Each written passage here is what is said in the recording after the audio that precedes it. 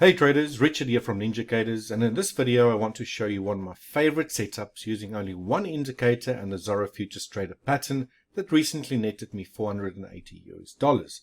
Stick around if you want to see how I determined my directional bias, entered my trade and managed my position. Prior to my trade entry, I had gold set up on a 1 minute time frame and my trend detector indicator shown a bullish trading environment on 5 minute time frame. Now at this most recent high, you can also see that price just took out a previous day's range high and then started to decline towards a previous structure low. Now the idea here was that if price were to break that previous structure and that my trend detector would flip bearish, then we look for a bearish setup potentially after a little bit of a bounce, which might lead to a change in trend or maybe a deeper correction. After a brief wait, price eventually proceeded to break that previous structure low.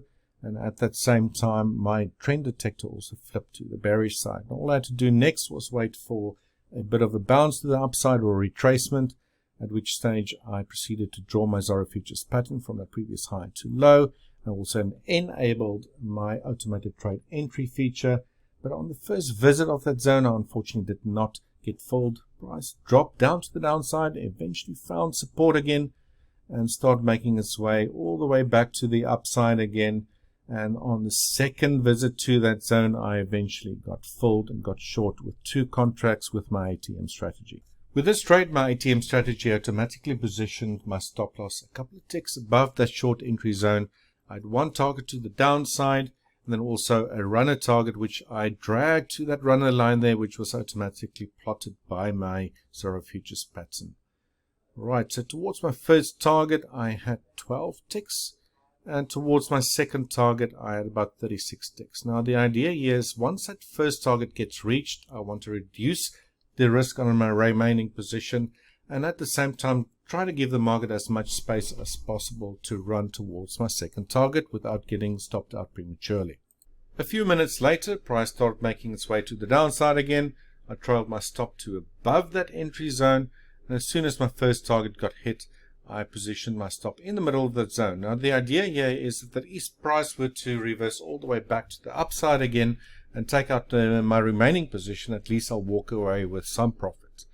Right, the next part of my trade management was to wait for price to reach the bottom end of that Zorro pattern. As soon as that occurred, I moved my stop to break even plus a few ticks in my favor, all the while trying to give the market as much space as possible to move around and without getting stopped out too soon.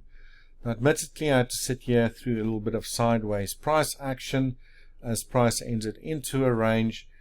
Price made it all the way back to the upside of that range, eventually reversed lower again. I locked in a bit more profits, and moments later I had a very sharp drop to the downside and price reached my second target, yielding $480 in total.